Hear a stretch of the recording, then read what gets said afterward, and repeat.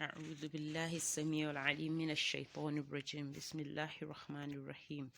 إن الحمد لله نحمده ونستعينه ونستغفره ونعوذ بالله من شرور أنفسنا ومن سيئات أعمالنا.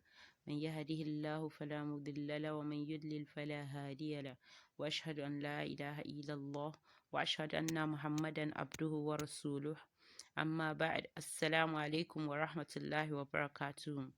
Our topic for today is dealing with in-laws, episode 4. Dealing with in-laws, episode 4. Now, our subtopic under this is taking them as your parents, as your family. As a matter of fact, all your in-laws have to be your family. Taking them as your parents and really from your heart. How do we achieve this?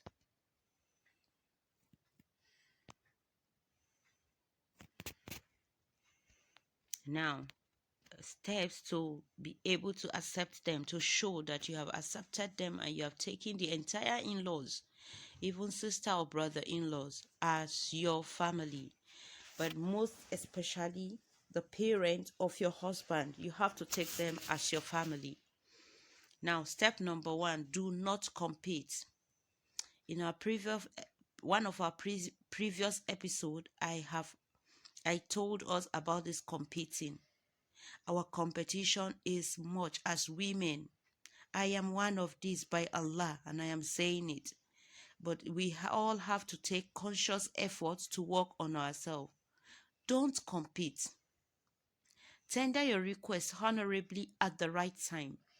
It is not when you see that they did something for your sister-in-law, for your mother-in-law, you now be tendering your request. No. Now, another mistake most of us do is we don't tender our request we feel our husband does not have. Then when he has, he now feels it's because we see money in his hand we are making such requests. No, it is not right. Let's learn from our past mistakes. Yes, a man naturally feels like it's because of my money you are now requesting. Make your request. If he tells you I don't have, say yes, inshallah, may Allah provide for you. I am just telling you to know I need so and so, such and such and such, so that when the money comes, you would know our need at home. So these are our requests. Continue to tell him.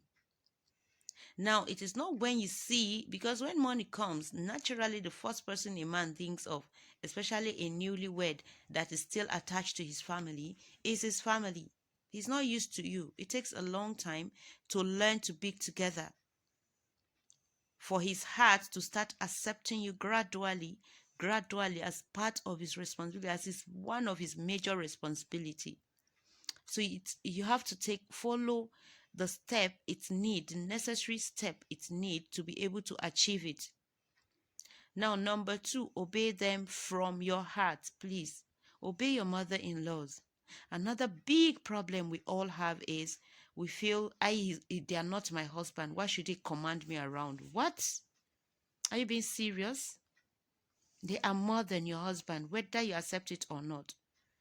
Your own parents are more than anybody to you. So also your mother's parents are more than anybody to your husband's parents are more than anybody to him. So if you really want your husband's love, you have to obey his parents, but set your limits all the same. Yes, we'll get to one of the points here that you will use to set your limit. Now, number 3 says keep the assistance and avoid unnecessary gists. Keep the assistance and avoid unnecessary gists. Keeping the assistance is making sure you assist them. Assist them when necessary. Do the needful. They are not your mates, especially his parents. Don't go and sit have unnecessary gist with them. They are not your friends. They are family. And especially his parents are supposed to be treated like a boss. This is what I say always. But people often don't understand until it hits them hard. You have to treat them like your boss. Oh, mama, how are you today? Not unnecessary gists. They are not your mate. Don't. Even if they want to create it, try to avoid it. Try to just listen and say, okay, I've heard, Mama. Sorry for this also thing. May Allah heal your heart. May Allah prevent further happening. But is it tit at tit? I'm saying gist, and it's not necessary. You don't need it. It will always cause harm. It comes back to hurt you if you avoid it as much as possible. I'm not saying you should not smile when they talk.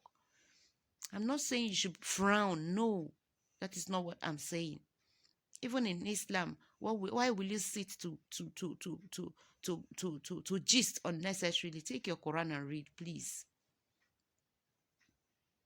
Now, number 4, live a life of nothing is yours except what Allah has given. If you live this type of life, my sister, it will go a long way to heal that heart of yours that is almost shattered or that is shattered. Just know nothing is yours. Know that you are in this house for your ibadah as a wife, and nothing belongs to you. And try to commit yourself into working. Yes, get yourself engaged. Work, no matter how little they are giving you in teaching. If you don't have a government job yet, take it for now and keep yourself busy until that big job comes. If you're busy, it goes a long way to help you in your marriage, especially with in-laws, especially those that live with in-laws in the same house with in-laws. Wallahi, it's averts so many problems. Yes, and it solves so many problems. So get yourself engaged and make sure you do things for yourself too. Do not just leave yourself and you feel 200% of all your need, your husband must do it. It's not a must. It's his responsibility, quite all right, fine. But there is this joy and sense of fulfillment you feel when you do some things yourself. And this big respect attached to it from even your husband and his people when you do some things yourself, for yourself, and even for others. Because the true contentment and happiness comes from doing sadaqah to others, comes from fulfilling other people's needs. Just imagine now fulfilling your needs too. Now, number 5, live a life of contentment. Be contented. Don't be that type that yearn and whine all the time. Whine means complaining. Please, do not complain all the time. Most of us are fond of this, especially now that everything is hard in the entire world. Please be contented, my sister. You've gotten some clothes already, you use them. When you see they're fading out, you don't just buy another one. And form a habit of telling your husband your need gradually and keep reminding him. Don't nag. When you disturb him much, he will do it for you, bi-iznillah, and with prayer too. But first and foremost, you have to show that contentment, and you have to show that pity too for him, that you feel his pains too. Do not compete, as I said. Be happy with what you have. Don't go and leke. You look at what they did for your sister-in-law, your mother-in-law, and now you're filled with sadness. You've filled your mind with sadness. Instead of encouraging him, because if his Jannah lie under the feet of his parents, and your own Jannah lie under his feet, it is just logical that you now seek that whom his Jannah lie under their feet. Seek to make them happy. So be contented with what you have instead of looking at what he has done for others and making yourself sad. Now, number 6, live a habit of no argument. Most of us are in this, especially we women. Don't argue, especially with his parents. When the parents offend you, come inside the room and report to your husband and make him feel you are actually not reporting his parents to him to get angry with them. No, you need someone to calm your nerves because you are not qualified to talk back at them. You don't want to talk back at them. But it is that respect and love you have for him, for Allah's sake, that make you not to do that. So he should be able to give you peace inside by cuddling you and even begging you. Oh, I am sorry, my sweetheart. Men, please listen to this. Most of us fall victim of this. I am sorry, my sweetheart. It will not happen again. And you tell them he should not go and argue with his parents. You just want his peace. You just want him to calm you down.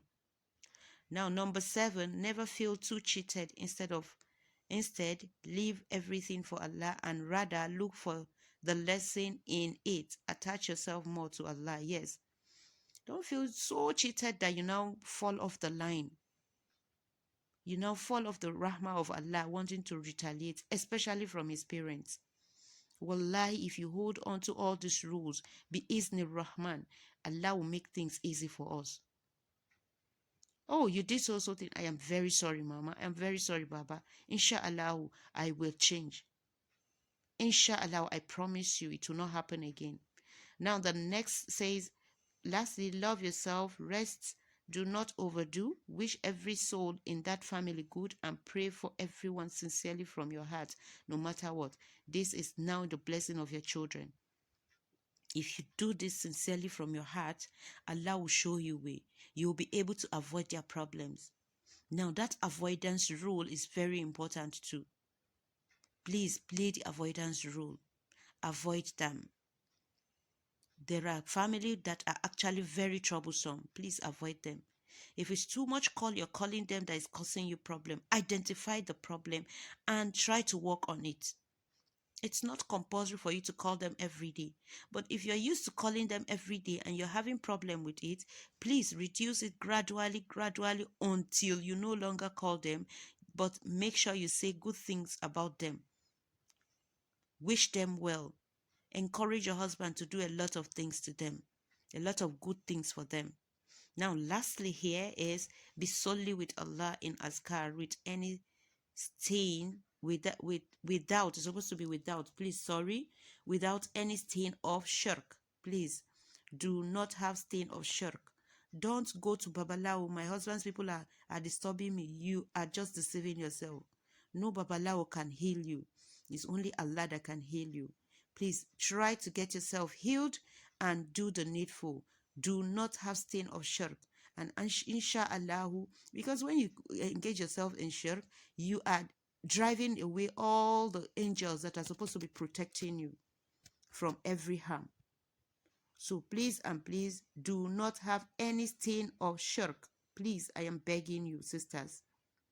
Be with Allah always. Do azkar. Do a lot of istighfar. Even while cooking, do not allow your mouth to just rest like that. Why is it resting? But unfortunately, most of us engage our mouth with music instead of azkar. Astaghfirullah, astaghfirullah all the time. La hawla wa la quwwata illa billah.